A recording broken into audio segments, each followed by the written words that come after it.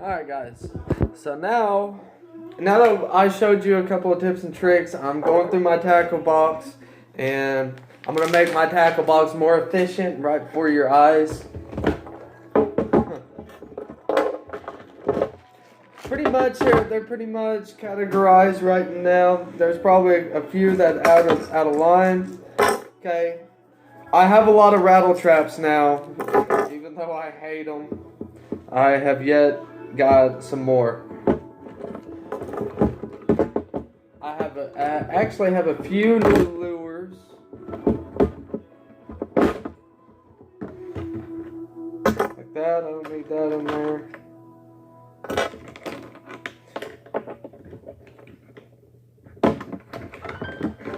Right now, I'm just cleaning out the tackle box. Anything that I see that is just out of place. Look, I got 4 of them right now. That's terrible. The stuff that needs to come out is coming out. You know, you start from scratch and you start working up and you start moving a lot of stuff around. A lot of baits going here and there. If you already have a lot of baits, you would already know, especially starting off, from your first lure all the way up to your 100th lure. Hopefully this video helps y'all on y'all's organizational skills as it has to me. So right here in this box is my crankbait box. And so in this crankbait box I have a random, this is actually one of my new ones. I've thrown it once, I didn't have no luck with it. It's a good little top water bait. All you do is flick it like a frog. And that's how that goes. It looks like a dying bluegill. Look, they all kind of came together.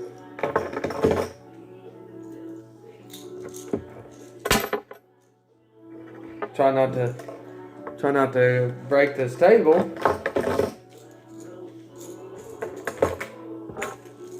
Yeah, I have a few of these. I want y'all to decipher which one's the better quality, a $2 bait lure or a $4 bait. And I'll let you be the judge of which one looks better. This one looks unrealistic. I haven't caught anything on this. The trail hook is completely behind it, where this, your treble hooks are hiding more or less instead of so exposed. Also, I recommend on these, and I also recommend on square bait crankbait or square bill crankbaits, is to take off the front hooks where it's nothing but the trailering hook on it. Just less hookups, less weeds on that you have to take off. That's just a couple of things. Okay, so I don't know if any of y'all know this. I know a couple of people know minute. But what I did on this is a broken one the one that I found in the mud at some random pond video. I dug in there and I found it, and I also I found some wire out there too, and I hooked the wire through the trailering hook eye, and it's starting to split. There it goes. But what it does, as you can tell, I took off the front set of treble hooks. But what it does is it just makes it look like it has a tail, and it creates more drag. So when you reel it in, that it's sawing left and right a whole lot with more enthusiasm, I would say, more aggression, and sets off more vibrations. It rattles, and so that just really helps. So that's going in my crankbait box. It just sucks when you come home and you have to do this about every time. I try to keep it clean, but it is what it is. I tied my flies for trailer hooks. For instance, I have a fly rod. I have it outside right now, and I use it once every blue moon, whenever I feel like it, kind of thing. But here's the ties. There's the flies that I can tie. I'm actually thinking about making trailering hooks, single hooks for crappie, or just regular fly fishing flies, and also treble hook flies as well. So, all that being said, now I got to figure out what I want to put in this crankbait box. Of course, another crankbait. Try to keep your top waters in their own spot. So, with that being said, where did I put it? Where's that top water at? Man, there it is, right there, that bluegill. Put that in. I'm gonna put that in one of the other boxes, the top water box. And so I have a bunch of random parts. I have a beetle spin. I do use beetle spins, especially during a heavy crappie season. But I have in this box is a bunch of old lures, so I just stick everything in there, and we'll call it good. Also, don't ever throw away any jig heads that are faded and wore out. You can always redo them. At least I do, and it just saves a little bit of money on that, especially if you got the stuff already.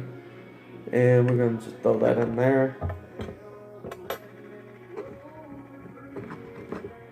So,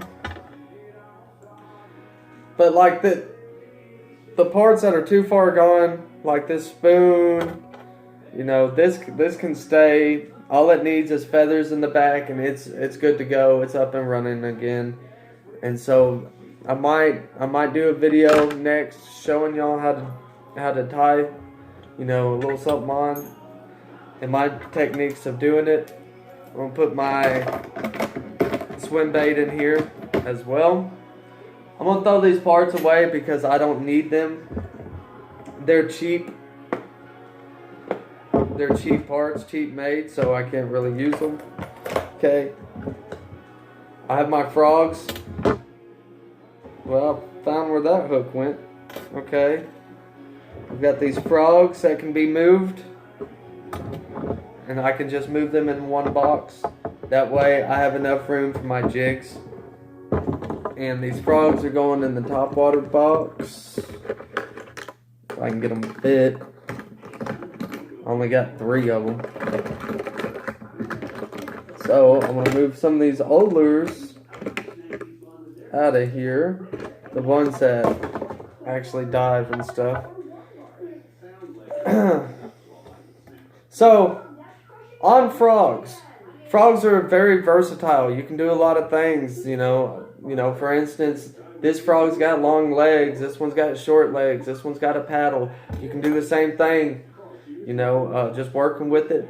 But if you have one of these Spro styles or hollow body style, soft plastic frogs, what you do, make sure your legs are, somewhat even. What you're going to do is you're going to pull. And what that's going to do is it's going to give you, got to kind of rattle it, get it apart. What that's going to do is one side's going to be longer. So when you're walking your frog, it walks farther. If that makes sense. Like it'll walk this way far, this way short. Far, short. And it it creates a better zigzag action. Excuse me. But still, I keep one frog with regular legs because, you never know about those days. This really helps. A lot of pros use this technique. Also, you can thin out the legs as well. You can take a few of the fibers out or the little rubber band things. You can get rid of all the accessory if you need to. So, also in this top water box is all my deep water stuff's in here except for my crankbaits or my deep water jigs or my swim jigs, yada yada yada. I'm gonna stick you up. And this whenever you do this, you start to get more familiar with your lures of what you have. You know, you pull up to the boat ramp, you got this. You don't really have to think because your hands were just on it. You know, whenever I'm not fishing, I'm at home playing Fortnite or, you know, cutting up. But 9 times out of 10, I'm working with my fishing stuff. I'm just going to put these in the crankbait box. That part squared up. So now, I know all these lures are where they need to be. I can go to my next set. And I usually keep my jigs in the same box. So I just picked this one up. It's a swim jig. It is called a Mexican Heather. I had to get it for Heather, but it's a really good color setup. Not bad looking. I actually have the flash to stick on it. You can do the same thing with your jigs as well. But what I'm doing here is making sure all my jigs are separated and they're easy to find. That way when you get out on the water, they're there for, you know, your accessibility.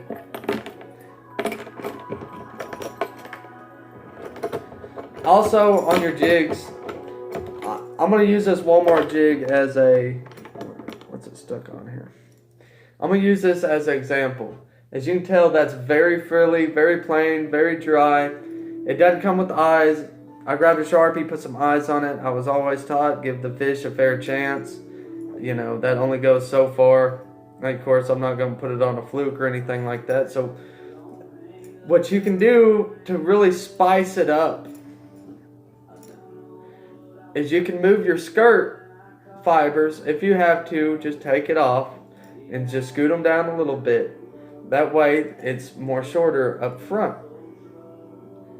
You know, you don't have to do them all like that. But fish do not look at, is it like perfect? Is it symmetrical? You know, is a fiber over here, you know, there's 2 fibers over there. Fish don't give a crap about that.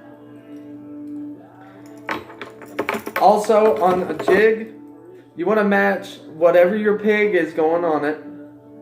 You want to match the color as close as possible. So, the fair example to this,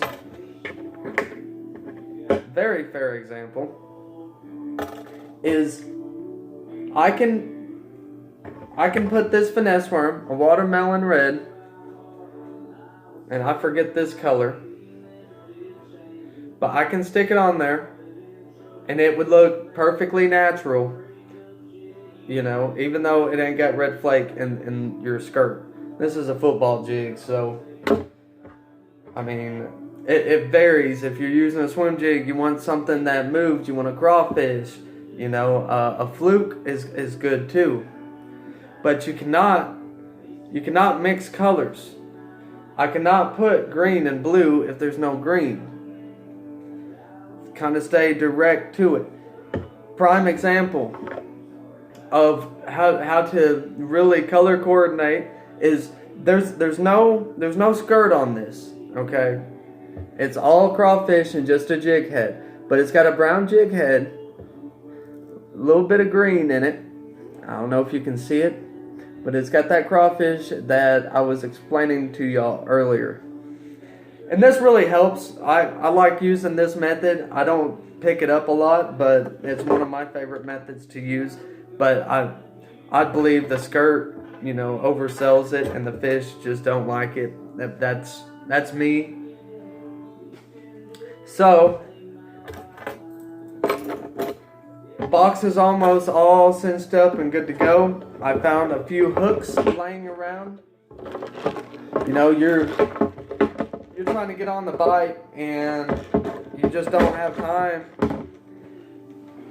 There we go. And you just don't have time, and you just clip, let's go. And I'm going to throw away the old string. And these are my regular worm hooks, my Texas ring hooks right here. Keep them together. There's still 4/0. I use big hooks, just how I am. But in the box, as you can tell, I showed y'all the Carolina, the different lengths that you can make it. I've got all my stuff categorized in my Carolina rigs, extra beads, my Ned rigs, my sinkers, you know, my Brandon Ned rig, as I call it. You know, just a little bit of this, a little bit of that. These are actually perfect for wacky rigging. This is actually the main reason why I bought these. So I got a wide selection of what I can do, and I'm very versatile now. I'm even more versatile now that I went through my boxes and make sure all the crap that I don't need is out of it. And that way I don't have to fight stuff, you know, getting to it. So I hope that helped. My next video, I'm going to show y'all how to put